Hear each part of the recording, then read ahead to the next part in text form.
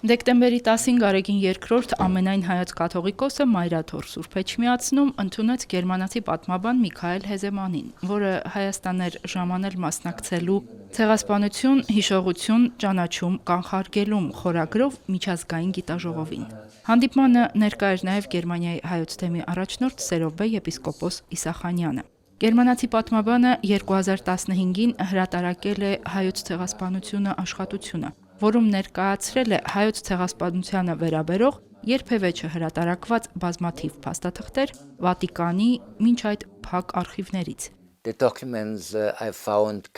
Իմ գտած փաստաթղթերը լույս էին սփռում 1915-ից 1922 թվականներին տեղի ունեցածի վրա։ Ես ավելի խոր քչփորեցի եւ գտա փաստաթղթեր նաեւ Լևոն 13-րդ պապի գահակալության տարիներից, որոնք վերաբերում էին 1894-ից 1896 թվականների Համիդյան ջարդերին։ Բացահայտեցինք այդ սարսափելի դեպքերի մասին վկայություններ, Սուրբ Աթոռ ուղարկված զեկույցներ, որոնք ուղղակի ցնցում էին, սահմռկեցուցիչ մանրամասներ էին։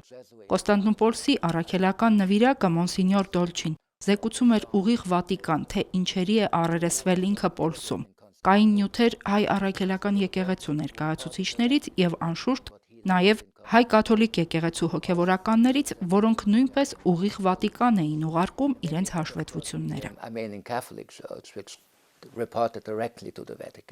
Նորին սրբությունը ողջունեց Միքայել Հեզեմանի այցը Սուրբ Էջմիածին եւ բարձր գնահատեց նրա գիտական վաստակը, ընդգծելով, որ Մայրաթոռը պատրաստ է աջակցել այն նախաձեռնություններին, որոնք նպաստում են հայոց ցեղասպանության վավերագրերի ուսումնասիրությանը, քրիստոնեական ժառանգության հանրահռչակմանն ու հոգևոր արժեքների տարածմանը։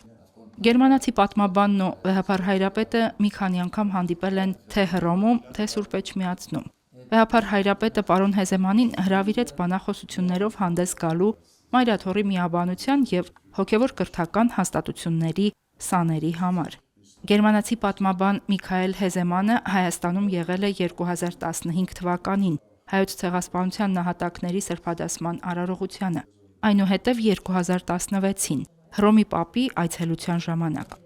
Ուշադիր հետևում է Հայաստանում եկեղեցի պետություն հարաբերությունների ճգնաժամին։